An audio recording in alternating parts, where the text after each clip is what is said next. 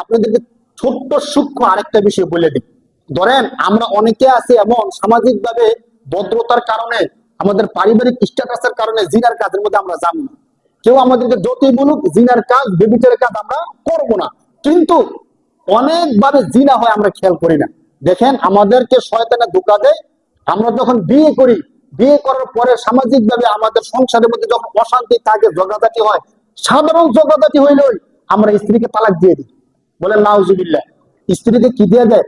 তালাক দিয়ে দেয়। শুধু স্ত্রীকে না, স্ত্রীর মাকে, স্ত্রীর 14 গোষ্ঠী বংশকে পর্যন্ত তালাক দেয়। পরে তালাক দিলাম, তোর 14 গোষ্ঠী তালাক দিলাম। নাউজুবিল্লাহ। কি ক্ষমতা! হ্যাঁ, সবার তালাক দিয়ে দেয়। এই যে তালাক দিয়ে দেয়, তখন তো মাথা ঠিক থাকে না, তালাক দিয়ে দিছে রাগের চোটে। এরপরে তালাক দেওয়ার পরে এসে হুজুরের কাছে বলে, হুজুর বুঝতে পারি না, ঝগড়াঝাটি কইরা রাগের মাথায় কি বলছি আমার মনে নাই, 3 তালাক দিয়ে বলে ফেলছি। এখন আপনি দেখেন আপনার কিতাবের মধ্যে কোনোভাবে ঘুরাইয়া ফিরাইয়া রাখা যায় কিনা।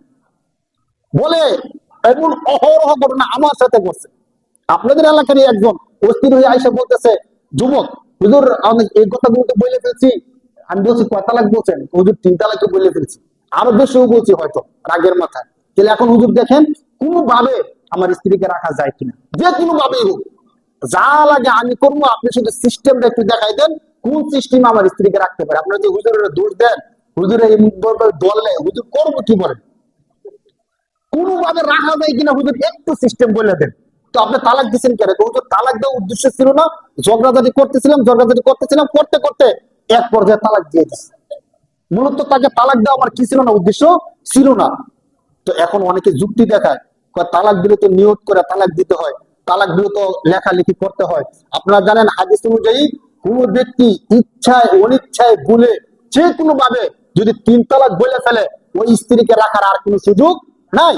আমি তাকে যে কথাটা বলছিলাম, ওলামায়ে কেরাম যে কথাটা বলেন, দেখেন 2 ভাই ঝগড়া লাগছেন কোন একটা বিষয় নিয়ে, আপন মার পেটের 2 ভাই ঝগড়া লাগছেন।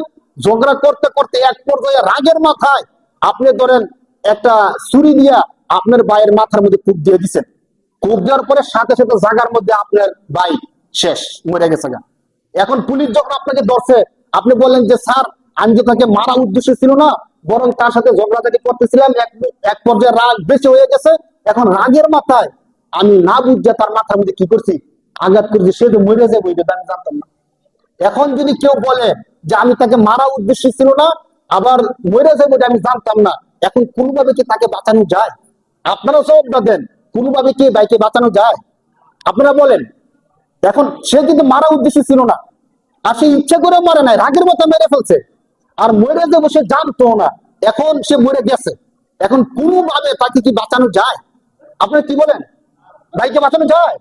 যদি বাঁচানো না যায়, আপনারা বিশ্বাস করেন শরীয়তের বিধান হলো, যে স্ত্রীকে আপনি 3 তালাক বলে ফেলছেন, আপনি উদ্দেশ্য থাকুক না থাকুক, ইচ্ছে করে করেন অথবা অনিচ্ছায় করেন, মাথা ঠিক থাকুক অথবা না থাকুক, আপনি যদি 3 তালাক বলে থাকেন, আপনি তো বলছেন তোকে 1 তালাক, তোকে 2 তালাক, তোকে 3 তালাক, এগুলো কিভাবে বলতে পারছেন?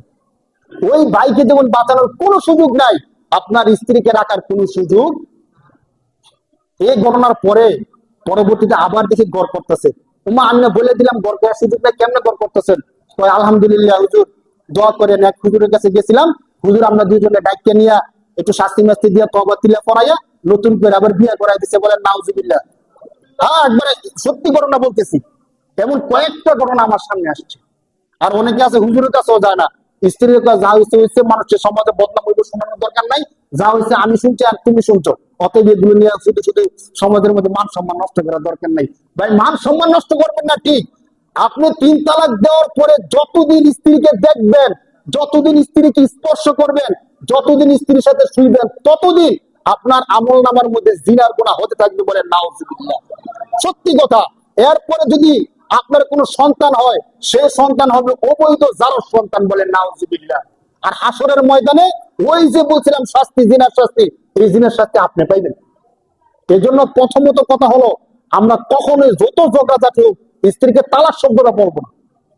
একে তো স্ত্রীকে ঝগড়াঝাটি করাই ঠিক না।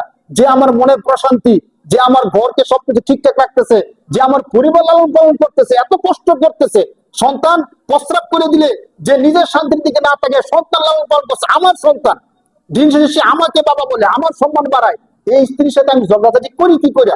হাদিসে স্পষ্ট নিষেধ আছে স্ত্রীদেরকে মারার জন্য। গালি দেওয়া অনেক বেশি নিষেধ আছে। আমরা শুধু গালি দিয়ে আর মারি না, তালাক পর্যন্ত দিয়ে বিদায় করে দিই, বলেন নাউজুবিল্লাহ। আল্লাহর নাম নেওয়ার কারণে, আল্লাহর নামে তুমি তার মালিক হইছো, এই জন্য কি তুমি যা ইচ্ছা তা তাকে করবা?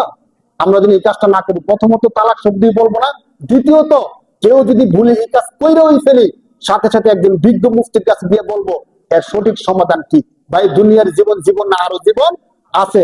দুনিয়ার সুখ শান্তির জন্য বদনামের দিকে তাকাইয়া আপনি যদি সারা জীবন জিনা করতে থাকেন, আখিরাতের হিসাবে দিব কে ভাই? কে দিবে বলেন? অতএব আমরা হেফাজত থাকি।